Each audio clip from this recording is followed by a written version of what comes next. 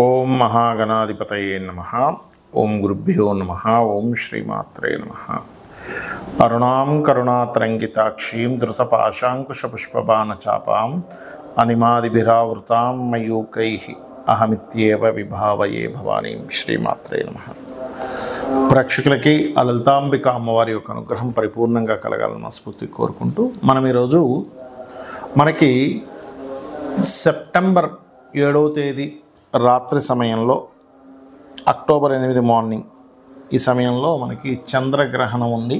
దాని తర్వాత 15 రోజులకి సూర్యగ్రహణం కూడా వస్తుంది. ఫస్ట్ మనం చంద్రగ్రహణం గురించి, అలాగే ఏ రాసుల వారికి అద్భుతంగా ఉండబోతుంది, ఎవరు కించిత్ జాగ్రత్తగా ఏ విషయాల్లో జాగ్రత్తగా ఉండాలి, మరియు అదేవిధంగా ఎటువంటి దానములు ఇవ్వాలి, ఏ మంత్రం గనక ఏ లగ్నం వారు లేదా ఏ రాశి వారు చేసుకుంటే ఈ గ్రహణం వచ్చే వరకు చేసుకుని గ్రహణం రోజు చేసుకుంటే అది పునశ్చరణ అవుతుంది. అంటే ఇన్ని రోజులు ఏదైతే మంత్రం చేశారో దాని తర్వాత ఆ ఒక్కరోజు చేసింది ఇన్ని రోజులు చేసిన ఫలితం వస్తుంది, పునశ్చరణ అంటారు.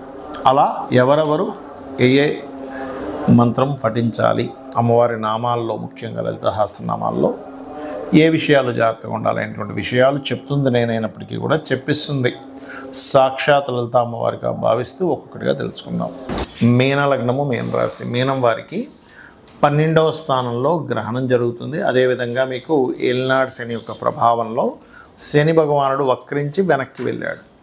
దీనివల్ల 12లో జరిగే గ్రహణం చూపించే ప్రభావం ముఖ్యంగా ఖర్చులు, ఇన్వెస్ట్మెంట్స్ విషయంలో ఎక్కడైనా ఇన్వెస్ట్మెంట్ చేస్తున్నారు అంటే చూసి చేయండి.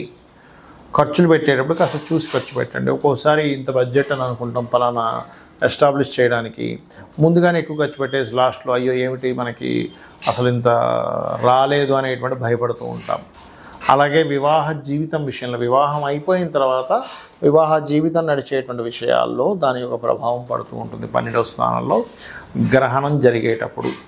సంతానం విషయంలో కూడా, ఎందుకంటే ఇక్కడ మీనరాశి వారు కూడా కాస్త సంతానం, గర్భవతులు జాగ్రత్తగా ఉండాలి. పంచమాధిపతి చంద్రుడు వెళ్ళి 12లో ఉంటూ చంద్రగ్రహణం పడుతుంది కాబట్టి ముఖ్యంగా ఆల్రెడీ ఇప్పటికే ప్రెగ్నెన్సీ ఉన్నటువంటి వారు ఆ సమయంలో కట్ చేయడం కానీ, అంటే అర్ధరాత్రి కాబట్టి కట్ చేసే పనులు ఉండవు కానీ చెప్తున్నా, గోర్లు తీసుకోవడం కానీ, కొంతమంది తెలియక గోక్కుంటూ ఉంటారు, గోక్కోవడము, లేకపోతే ఏవో ఆ టైంలో ఏదో పనులు చేయడం, కత్తెర తీసుకుని అస్సలు చేయకూడదు. పుట్టే పిల్లలకి గ్రహణం ముర్ర వస్తుందని శాస్త్రంలో ఉంది కాబట్టి చేయకండి.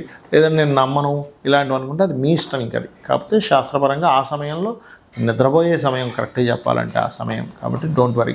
కాకపోతే ఎవరైనా సాధన చేసుకునేవారు, నాకు ఇంకా బాగుండాలి అనుకునేటువంటి వారు దుర్గా రాజరాజేశ్వరి అమ్మవారి ఆరాధన చేసుకుంటే చాలా మంచిది. మరియు దీంతోపాటు ఈ 12వ స్థానం అనేటువంటిది తండ్రి గారి ఆస్తిని కూడా సూచిస్తుంది కాబట్టి తండ్రి గారి ఆస్తికి సంబంధించిన ప్రాపర్టీ విషయంలో కొంత జాగ్రత్తగా ఉండాలి. తొందరపాటు నిర్ణయాలు మీనరాశి లేదా మీన లగ్నం వారు చేయకూడదు, గుర్తుపెట్టుకోండి. ఇక ముఖ్యంగా విదేశాలకు వెళ్ళాలి అని అనుకునేటువంటి వారికి కొంతవరకు అనుకూలిస్తుంది ఈ గ్రహణం, అందులో ఎటువంటి సందేహం లేదు. కానీ ఇక్కడ మీరు సోమ శని వారాలు మాత్రం ఇన్వెస్ట్మెంట్స్ కంప్లీట్గా అవాయిడ్ చేయండి, అన్ని విధాలా మీకు బాగుంటుంది.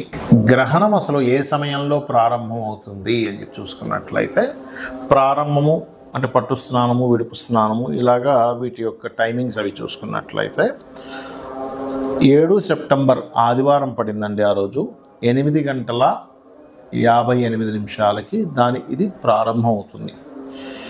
అలాగే అర్ధరాత్రి 11 గంటల సమయంలో, అదే 7వ తేదీ సండే రోజు 11 గంటల సమయంలో 11 గంటల నుంచి 12:22 వరకు ఉంటుంది ఈ గ్రహణ ప్రభావం. ఇది ఇండియాలో ఉంది గ్రహణం, అందులో ఎటువంటి సందేహం లేదు. మరి పూర్తిగా ఎండింగ్ అనేటువంటిది 2:25 అంటే 8వ తేదీ తెల్లవారుతుందనగా 2:25 వరకు ఉంటుంది. అంటే ఈ సమయంలో అసలు మీరు చేయవలసింది ఏమిటి? గ్రహణం అనేటువంటిది ఒక వరంగా భావించండి, గుర్తుపెట్టుకోండి. గ్రహణం వరం, అంతేగాని గ్రహణం అంటే భయపడేదో కాదు. మన మహర్షులు ఆ సమయంలో శక్తి ఎక్కువగా ఉంటుంది కాబట్టి మీరు ఆ రోజు చేసే మంత్రము ఒక్కసారి చేసింది 1000 సార్లు చేసిన ఫలితం వస్తుంది. అంటే ఉదాహరణకి ఓం గం గణాధిపతయే నమః అని అనుకున్నాం, 1000 సార్లు చేసిన ఫలితం ఉంటుంది. ఇందులో మీకు అసలు నక్షత్రము రాశి ఏమీ తెలియదండి, కానీ ఆ రోజు నేను మంత్రం చేసుకుందాం అనుకుంటున్నాను అనుకునేటువంటి వారు వారి వారి ఇబ్బందులను బట్టి ఒక్కో మంత్రం చేసుకోవచ్చు. ఉదాహరణకి ప్రతిదీ ఆటంకాలు అవుతున్నాయి. ఉదాహరణకి ఓం కామేశ్వర ముఖాలోక కల్పిత శ్రీ గణేశ్వరాయ నమః చేసుకోండి. అలా కాదండి, ధన సంబంధించిన ఇబ్బంది నేను బాగా పడుతున్నాము అని అనుకుంటే కనుక ఓం సంపత్కరీ సమారూఢ సింధుర వ్రజ సేవితాయ నమః చేసుకోండి. లేదంటే అప్పులు ఉన్నాయి ఎక్కువగా అనుకునేటువంటి వారు ఓం అపర్ణాయే నమః మనసులో చేసుకోవచ్చు, ఏమి ఇబ్బంది లేదు, గుర్తుపెట్టుకోండి. అదేవిధంగా మరి కొంతమందికి చేసే ప్రయత్నాలు ఏ ప్రయత్నం చేసినా ఆగిపోతూ ఉంటాయి. అలాంటప్పుడు లేదా భయం వేస్తూ ఉంటుంది.